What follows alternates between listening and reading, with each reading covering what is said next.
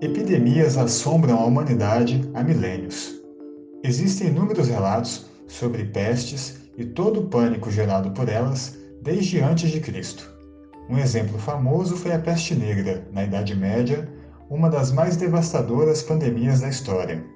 Algumas estimativas apontam até 200 milhões de mortos. Bem mais recentemente, em 1918, a gripe espanhola deixou um rastro de destruição pelo mundo. Conta-se que 1.000 pessoas chegaram a morrer no Rio de Janeiro em um único dia. A pandemia vitimou inclusive o presidente eleito Rodrigues Alves, que morreu antes de tomar posse. E agora o novo coronavírus impõe medo e uma série de restrições ao mundo. Para comentar esses assuntos, conversamos com Rita Barradas Barata, professora do Departamento de Saúde Coletiva e Epidemiologia da Faculdade de Medicina da Santa Casa. A professora Rita é autora de estudos sobre epidemias que atacaram São Paulo no século XX. A partir desses exemplos históricos, ela diz que colocar a população inteira em quarentena não é a opção mais correta para enfrentar o vírus. Mais apropriado, diz ela, seria fazer um isolamento mais restrito de grupos de riscos e pessoas com suspeitas de contágio. Eu sou Marco Rodrigo Almeida e esta é a Ilustríssima Conversa.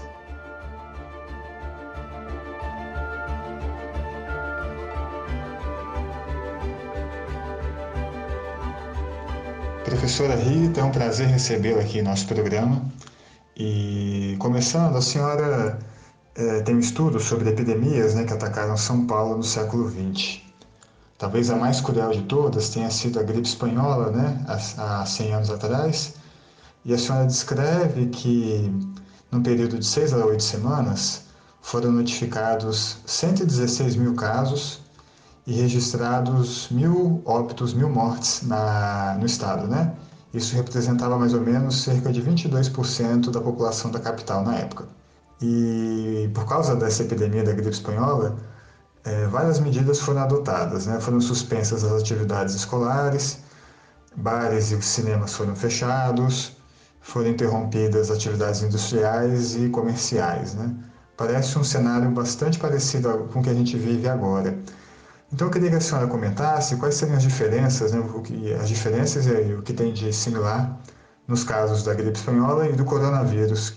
A única diferença é que a gripe espanhola se transmitia ainda mais rapidamente, do que o coronavírus. Tanto é que em 6 a 8 semanas já tinha terminado a epidemia. Com o coronavírus não parece que vai acontecer isso, pela experiência da China, que foi o primeiro país a ser acometido, em que ainda estão ocorrendo casos, quer dizer, nós já temos vários meses, diferente da gripe espanhola, que foi muito rápida, muito abrupta, Coisa que desta vez parece que não está acontecendo.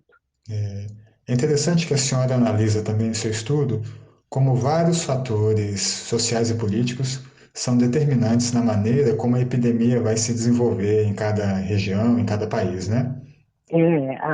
Toda doença, ela tem uma determinação social, Às vezes as pessoas pensam que quando a gente fala em fatores sociais nas doenças, a gente só está se referindo a questões ligadas à pobreza. É muito mais complexo do que isso. A doença, ela é produzida pela forma como a gente vive, a maneira como os homens se relacionam com o seu próprio ambiente e com a sua sociedade. A doença não cai do céu. Ela aparece exatamente a partir da maneira como a gente se apropria da natureza e transforma a natureza para criar as condições adequadas para a vida humana. Então, toda e qualquer doença está relacionada com a maneira como a gente vive. E é claro que, dependendo da organização da sociedade, nós vamos ter mais ou menos recursos para enfrentar essas doenças.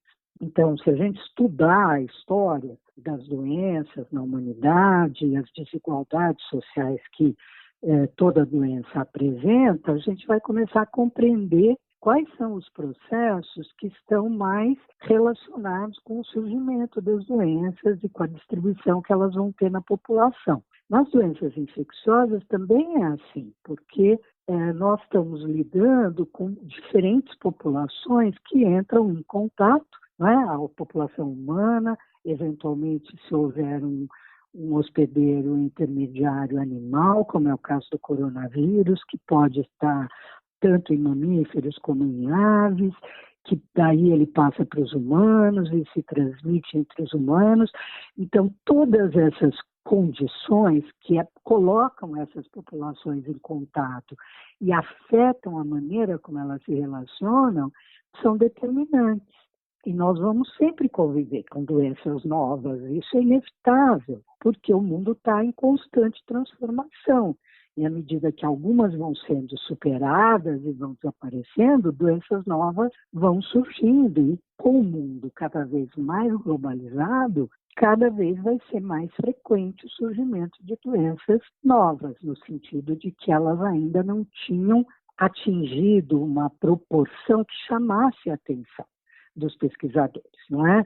Nós já tivemos isso recentemente com a Zika, que até então era um vírus considerado completamente inofensivo, precisou acontecer uma epidemia no Brasil com aquele volume imenso de casos para que todos os aspectos da doença se revelassem. Então, vai ser assim daqui para frente, né? Nós vamos ver que a década de 50 a gente vem identificando doenças infecciosas novas, no sentido de que ou elas eram pouco disseminadas ou elas não estavam adaptadas aos humanos e vão se adaptando. Então esse é o fenômeno que tem a ver com a evolução biológica, mas também com a organização social, com o fato de hoje nós vivermos num mundo globalizado.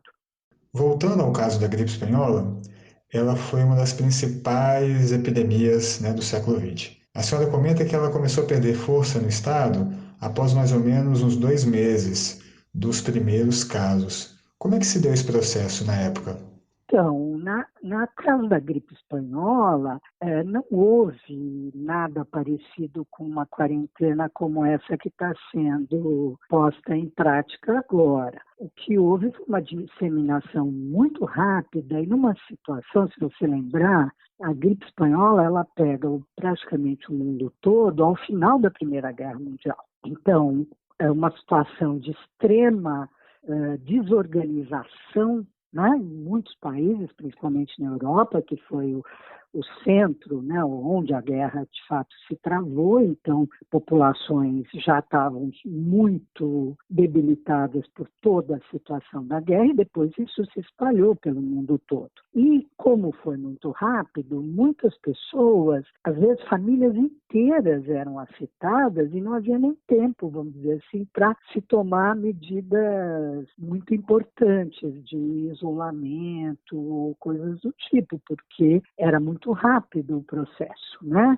Mas, por outro lado, como você dissemina a infecção por toda a população, chega um momento que a doença vai desaparecer porque não tem mais suscetíveis. As pessoas, uma parte vai adoecer, como aconteceu na gripe espanhola, que praticamente 1 em cada 5 pessoas ficou doente, mas as outras certamente tiveram a infecção e se imunizaram. Então, isto chega um momento que o vírus, como ele só vive em organismos vivos, né? Ele não vive livre na natureza, se ele não encontrar alguém para infectar, ele vai desaparecer. Então, o fato de agora a gente estar fazendo a quarentena vai prolongar o período de disseminação do coronavírus, inevitavelmente, porque enquanto não tiver praticamente todo mundo imunizado, e como não tem vacina, a doença vai continuar se transmitindo, ela só vai desaparecer na hora que praticamente toda a população tiver imunizada. Segundo especialistas, pode demorar até 1 ano para que surja uma vacina, né? A vacina sempre demora muito, né? Para ter uma vacina já em condições de ser utilizada. Porque você precisa fazer os testes, você não pode usar um produto que é baseado em um ser vivo, porque quais são as maneiras da gente fazer vacina?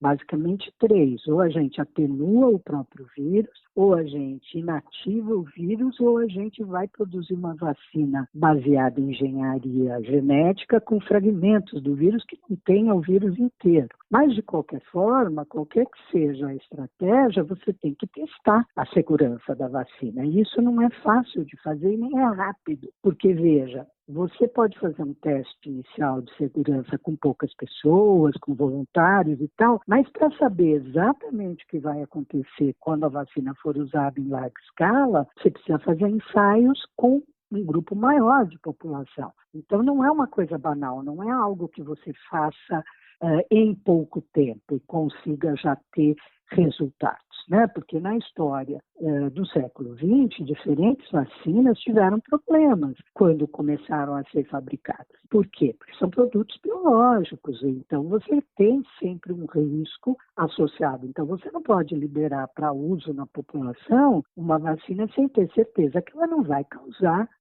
doença, né, que ela não vai causar efeitos colaterais graves. Então, é sempre demorado o processo de desenvolvimento de uma vacina. A quarentena tenta conter a velocidade da propagação da doença e evitar que o sistema de saúde fique sobrecarregado, né, com doentes em estados graves. Por outro lado, algumas pessoas defendem uma estratégia oposta, que o melhor seria manter a livre circulação e permitir uma contaminação geral para que se criasse logo a imunidade, né, na sociedade. E nessa visão, isso evitaria o isolamento e a interrupção das atividades econômicas, né, e a recessão econômica. Qual hipótese a senhora acha mais adequada aqui? O que a senhora acha desse debate? Então, olha, eu particularmente acho que o que seria mais eficiente, exatamente por me preocupar e estudar historicamente essas questões, quarentena nunca foi eficiente para interromper a transmissão de nenhuma doença.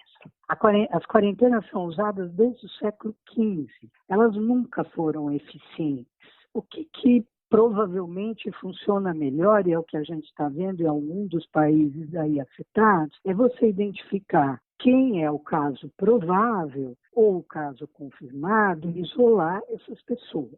E sim, fazer quarentena para os seus comunicantes. O que é um comunicante? Alguém que tem contato frequente na mesma casa ou no mesmo local de trabalho com aquela pessoa que se infectou. Então, é uma atividade mais focada. Não é essa ideia de todo mundo isolado, porque não é verdade, não dá para ficar todo mundo isolado. Por mais que você queira ficar na sua casa, não vai trabalhar, não sai para nada, acaba havendo contato com outras pessoas que podem estar infectadas.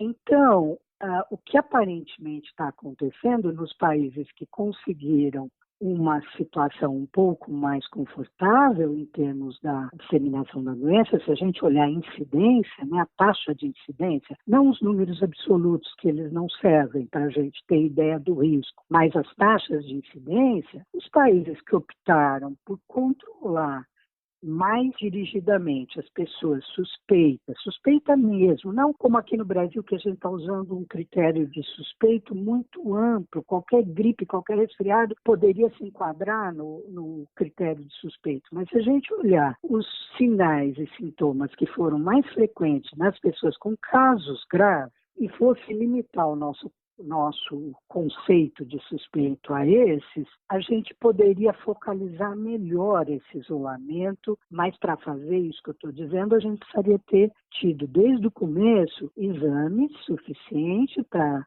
identificar quem está infectado e focalizar naqueles grupos de risco, porque de 30 a 49 anos os óbitos são raríssimos e geralmente acometendo adultos que têm outras doenças, e a questão se concentra no grupo de 50 para cima e mais particularmente no grupo de 60 para cima. Então, eu acho que essa coisa de pôr a população toda em quarentena, principalmente a população que não tem risco, ou seja, que se tiver a infecção, vai ter uma infecção leve, eu não acho que seja a opção correta, porque você está exatamente deixando essas pessoas que poderiam se infectar, desenvolver imunidade sem adoecer ou sem adoecer gravemente, isoladas. Para quê? Então, a única coisa que vai acontecer é que nós vamos levar muito mais tempo para nos livrar dessa epidemia. Além do que, com consequências sociais e econômicas muito piores do que a própria doença. A Coreia do Sul é um caso positivo, que tem sido muito citado, no enfrentamento da doença, né? Lá tem ocorrido um isolamento mais restrito de grupos de riscos e de pessoas afetadas e de quem teve interação com essas pessoas afetadas. Mas para isso é preciso um número de testes muito superior ao que está sendo oferecido no Brasil agora, né? Nós tivemos, vamos dizer assim, em parte uma sorte por estarmos no verão, então a incidência para a gente é mais baixa, como é na América em geral, mesmo se a gente considerar os países do hemisfério norte, na América as incidências estão bem menores do que na Europa. Mas, por outro lado, nós tivemos um azar muito grande do desmonte que o sistema de saúde vem sofrendo desde o segundo governo Dilma, não é? Quer dizer, o corte de recursos para a saúde, que se tornou ainda mais importante a partir do Temer e agora continua, esse contingenciamento e esse corte cada vez maior dos recursos, nós estamos sentindo agora. Nós não temos um sistema de saúde preparado para enfrentar, não é? Por quê? Porque nós estamos desmontando o sistema público de saúde desde os últimos anos, né? Desde 2014 nós estamos reduzindo o orçamento para a saúde. Então, agora o governo resolveu investir algum dinheiro para comprar os testes, mas até então todo mundo dizendo não. Vamos só testar quem está internado. Mas veja, quem está internado com um quadro clínico já muito típico da doença, esse talvez nem precisasse do teste, porque você faz o diagnóstico clínico. Agora, você precisa exatamente expandir o teste para tentar isolar quem de fato precisa ficar isolado, porque está infectado ou porque está transmitindo, porque também tem isso. As pessoas, embora você possa transmitir o vírus num período de incubação e mesmo como assintomático, provavelmente a eficácia, a eficiência, aliás, da contaminação é maior quando você tem sintomas, quando você está tossindo, quando você está explicando, quando você está eliminando gotículas com o vírus com muito mais frequência e provavelmente num número muito maior do que quem está assintomático. Porque normalmente é assim, quer dizer, a quantidade de partículas que você elimina geralmente está associado com a intensidade dos sintomas que você tem. E a gente não está conseguindo fazer nada disso direito aqui no país, porque nem você tem serviços de saúde suficientes para estarem acolhendo todas as pessoas. Está começando agora a se tomar providência para criar lugares, né, com leitos, para os casos que não sejam tão graves, que não precisam de UTI, mas que precisam de isolamento. E, enfim, a gente está correndo atrás do prejuízo, né? Professor, o que o coronavírus tem de tão diferente dos outros vírus para ter gerado essa série de restrições tão pesadas, né, tão duras, em escala global? Eu tenho dificuldade até para entender por que toda esta decisão no mundo inteiro em relação ao coronavírus. Porque, veja, do ponto de vista exclusivamente médico, ele é uma doença respiratória viral que produz um quadro semelhante à gripe, com a diferença de que ele está apresentando uma taxa de reprodução, que a gente chama o R0, ele tem um R0 parecido com o da gripe, da influenza em geral, né, que é quantas pessoas a partir de um infectado você infecta. Não é uma coisa exagerada, é parecido com a gripe. No entanto, a progressão está sendo rápida e a letalidade é mais alta do que a influenza. Principalmente se você considerar pessoas que já têm outras doenças de base, como ele está afetando principalmente os idosos, este grupo geralmente já tem uma ou mais doenças de base. Tem uma hipertensão, tem um diabetes, alguns têm câncer, ou seja, você tem outras condições de saúde que tornam o quadro mais grave.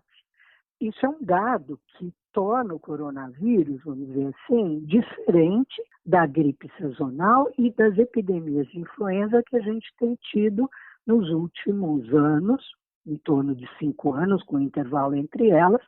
Então, nesse sentido, o que o diferencia é ser mais grave. Então, você tem uma letalidade maior. Para a influenza, em média, ela não chega a 1%, e com o coronavírus nós temos lugares que estão, principalmente alguns países europeus, não é? E a própria China, com taxas acima de 4%, ou seja, para cada 100 casos confirmados você está tendo 4 óbitos, mas outros países com incidências menores que 1 ou próximo de 1, com letalidades, desculpe. Então, só por esse aspecto, eu não sei se justificaria e explicaria toda essa mobilização. Eu custo a entender, sinceramente, porque eu acho que nós temos uma série de outros problemas de saúde, por exemplo, aqui no Brasil. Se a gente olhar as epidemias de dengue e a própria endemia da dengue, que veio para ficar no Brasil, nós estamos tendo cerca de 80 mil óbitos por ano de dengue. E ninguém está falando nada, e ninguém está interrompendo a vida, e ninguém está tomando nenhuma medida drástica, e nós temos 1,5 milhão de casos de dengue por ano. Então, eu não consigo captar, pelo menos não até agora, o que exatamente acabou resultando nesse tipo de movida do mundo inteiro, né? De repente, como se a gente estivesse vivendo uma peste. Não é uma peste, é uma gripe, com uma letalidade mais alta e afetando principalmente idosos. Mas, fora disso, o resto da população, as pessoas estão com a impressão, as pessoas comuns, as pessoas menos informadas, que basta pegar a doença que você vai morrer.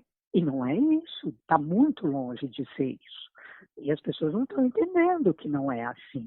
Então, eu não sei te explicar, não consigo até agora, pelo menos a gente não tem estudos suficientes e informação suficiente para entender por que isso, de repente, provocou essa situação de calamidade e essa decisão para o mundo que nós vamos descer, né? Quer dizer, não sei onde é que isso vai nos levar. Eu estou ficando cada vez mais preocupada com as consequências econômicas e sociais que isso possa ter, que eu acho que acabam sendo mais graves do que a doença em si. A senhora diria então que o presidente Jair Bolsonaro está correto quando diz que há uma histeria em relação ao corona?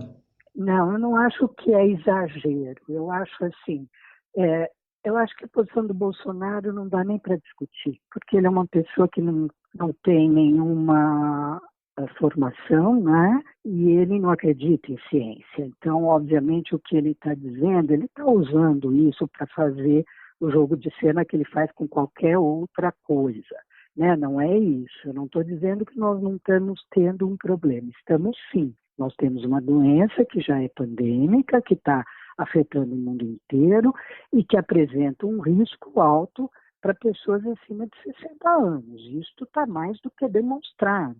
Tá certo? A minha dúvida é se as estratégias que estão sendo usadas para conter o problema, elas estão apropriadas ou não. É diferente.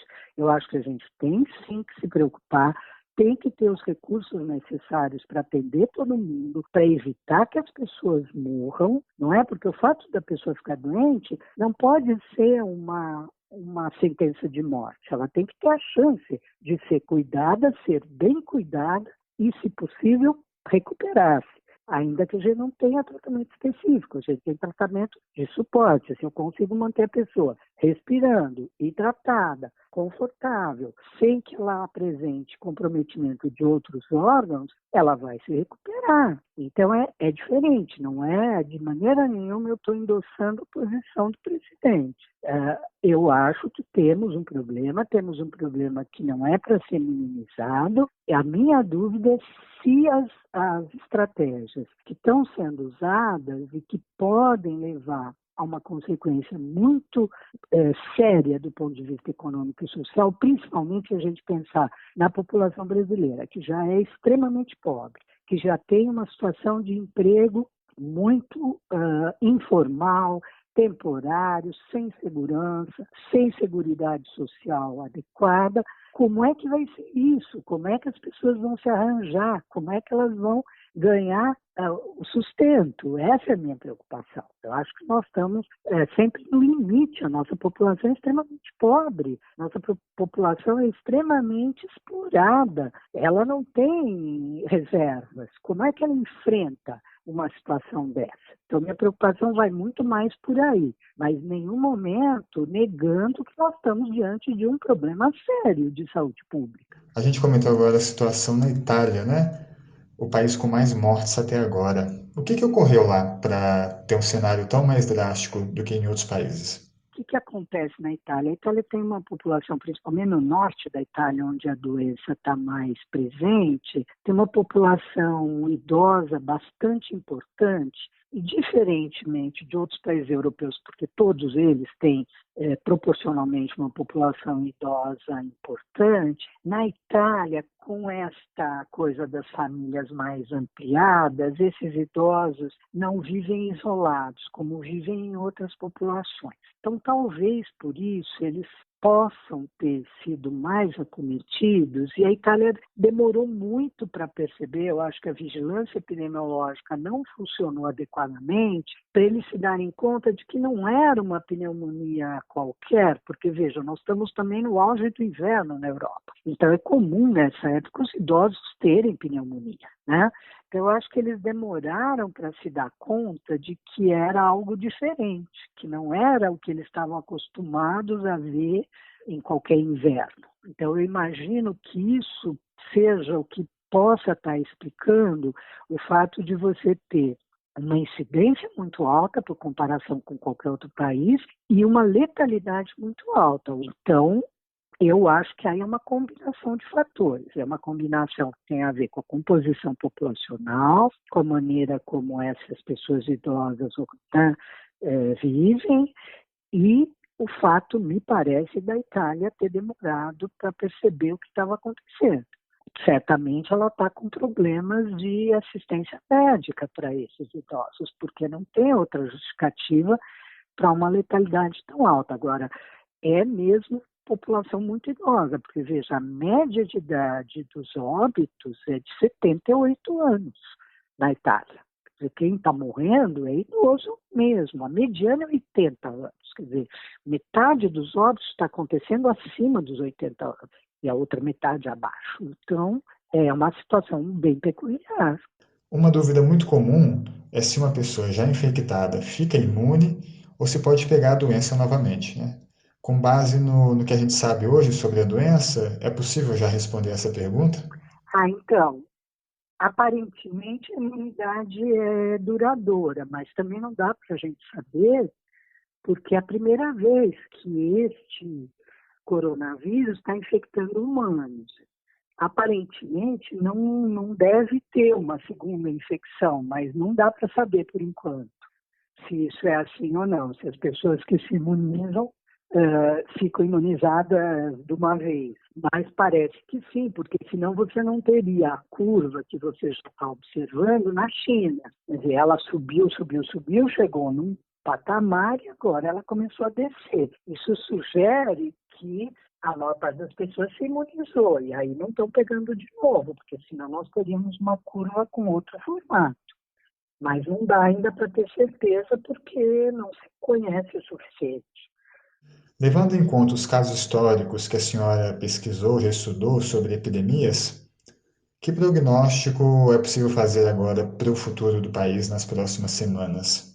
Olhando para o tempo da duração aí da transmissão que a gente está vendo na China, acho que, de fato, nós vamos ter aí pela frente mais uns 2, 3 ou 4 meses de ocorrência da doença. Agora, eu não consigo imaginar o que as autoridades vão fazer diante disso, porque, veja, você pedir para as pessoas ficarem em casa, não irem ao trabalho por um tempo mais restrito, é possível, as pessoas se dispõem a ficar.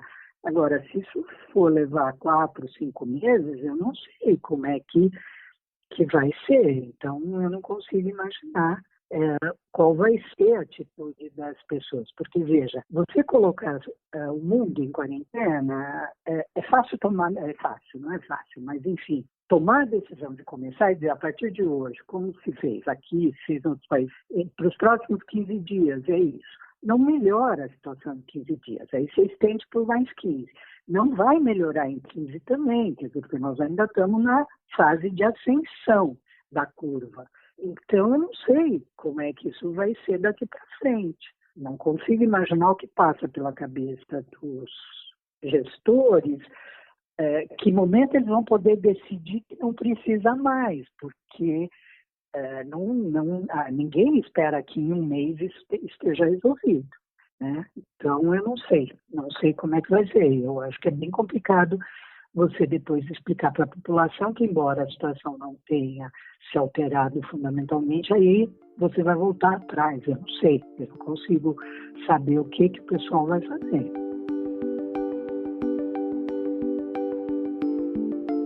Professora Rita, obrigado pela conversa, pela participação aqui no nosso programa e esclarecer algumas dúvidas, né, desse que é o caso que mais desperta atenção hoje no mundo. Muito obrigado. Esse programa teve edição de som de Natália Silva e até a próxima.